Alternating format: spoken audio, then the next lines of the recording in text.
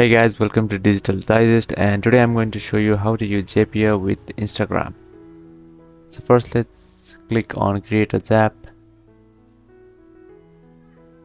and then select your trigger.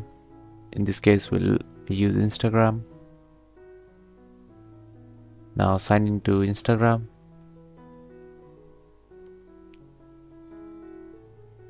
Click on allow and continue.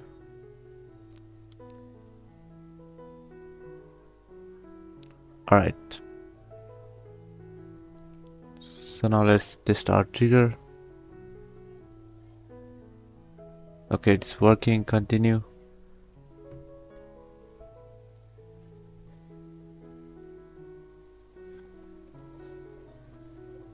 Now our action will be Twitter,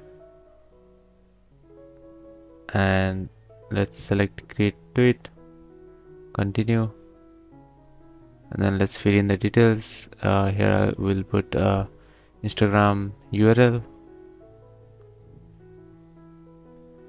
and then let's click continue. So now let's open Twitter, select text action, and okay, so Zap has been created. So as you can see, we have successfully created a Zap.